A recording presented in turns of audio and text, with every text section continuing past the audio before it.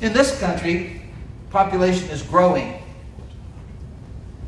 It's growing some by birth rate, though most of that birth rate growth is in the ethnic sectors of our population.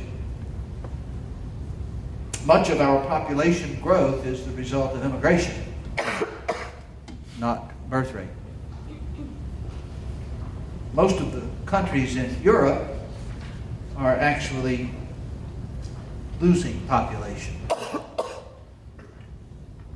If the population were stable, and if we factored out immigration in both directions, coming and going, births and deaths would be equal.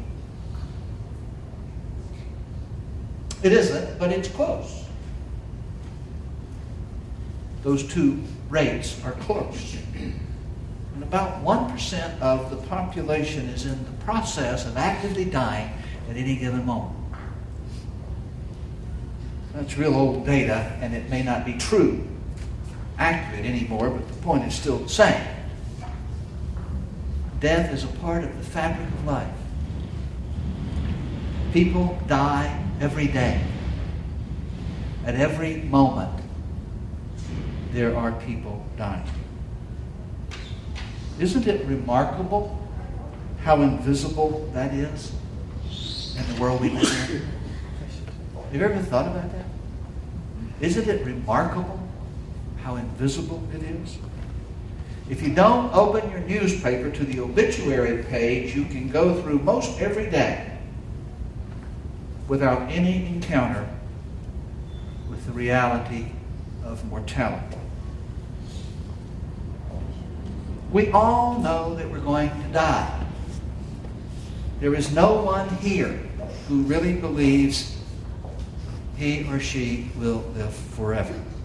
The only person I know is some comedian, I can't remember his name right now, who was recently quoted as saying, he said, "I've decided I'm going to live forever.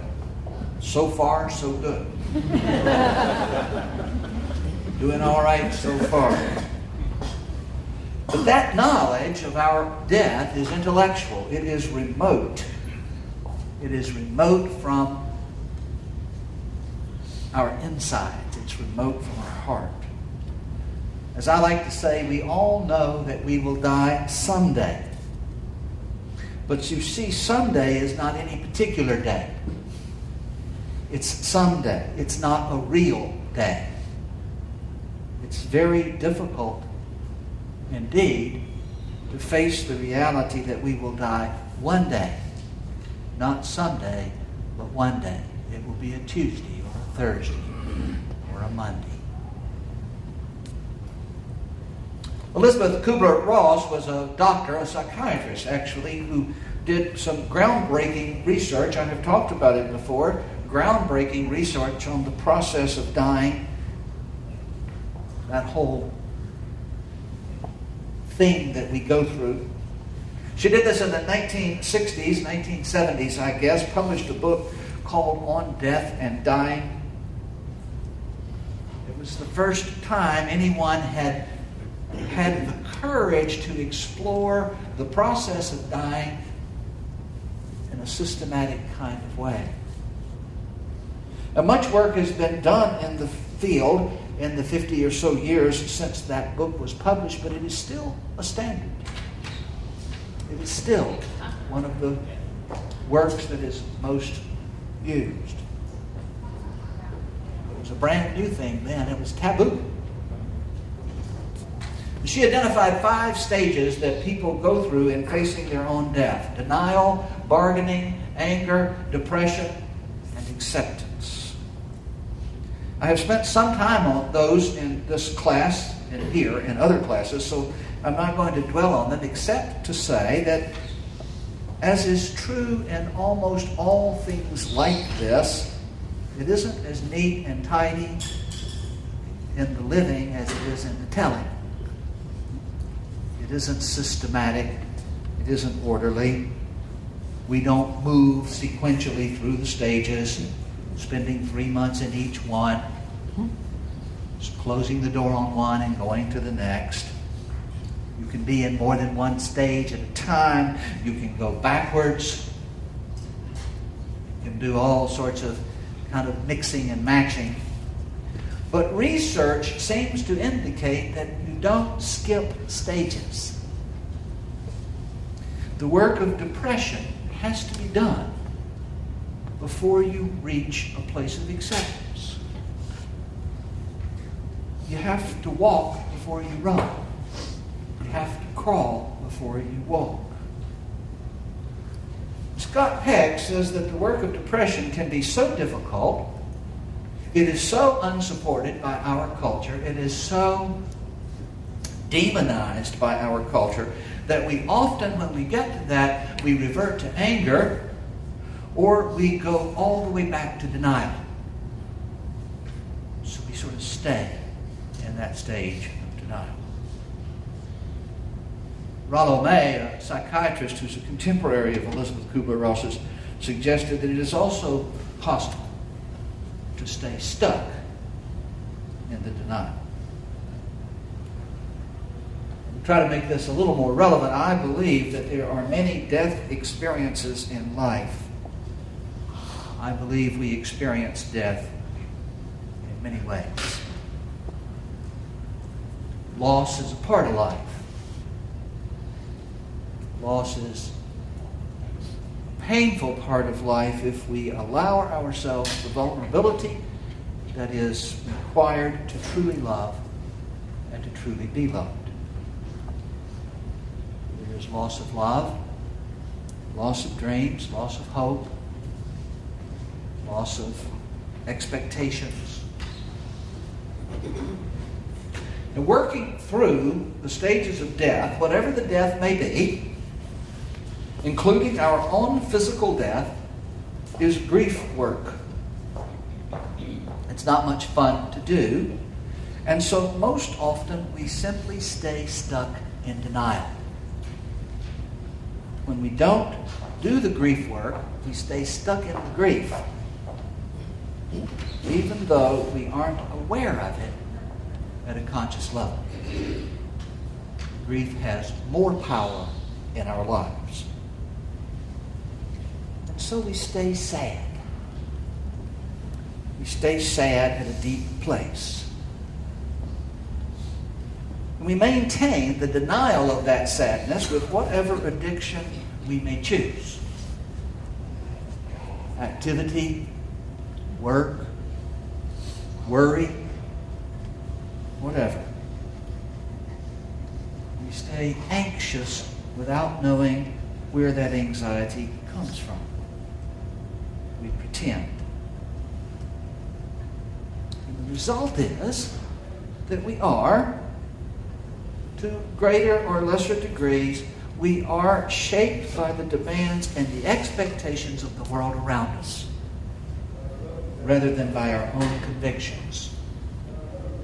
We wind up responding to all the demands, all the expectations, rather than responding to what we really want to be. Now, habit 2 is begin with the end in mind. It isn't about goal setting. It's about having a vision of what we want to be, of who we want to be. Not what we want to do, but what we want to be. It is what our life is about. It is what we live for. It is what my Latin teacher, Mr. Baker, taught me. Before you are really grown up, before you are mature, you have to know what is worth standing for. You have to know what is worth dying for. You have to know what is worth living for. Otherwise, you simply go through life buffeted by all the forces that are out there. Your happiness, your sadness, your anger, and your success are all dependent upon other people. Now, if you did the exercise of imagining your own funeral, if you got into it at all, with any kind of connection, what the people said about you, that's not quite right. What you hoped they would say about you is a start at a vision of what you want to be. That's what I want to be. That's who I want to be. Not what I want to do, but I want to be. And then the hard question is, do the decisions that I make, do the choices that I choose, move me toward that vision, or do they move me away from it? Do they move me somewhere else? It isn't about goals. Having goals without first imagining who we are and what we want to live for often produces frenetic activity. We get a lot done and accomplish very little. In the language of the 7 habits, efficiency has to do with accomplishing goals. Effectiveness is having the right goals. It is possible, maybe it is even common in our world, to climb the ladder of success and discover that the ladder is leaning against the wrong wall. Habit 2 is about moving the ladder to the right wall. Covey tells a story, an illustration about a team of machete people who are hacking a path through the jungle. They're working fervently, hacking a path through the jungle until the leader climbs a tree and looks around and he shouts down, he says, "Wrong jungle." The response is, "Shut up, we're making great progress." Which is the way many of us live our lives. Shut up. We're making great progress. Or as they tell, this is told as a true story, that Yogi Berra was on his way with some friends driving to Cooperstown to the Baseball Hall of Fame for some reason. And he called a friend and his friend said, "How's it going?" And he said, "Well, we're lost, but we're making great time."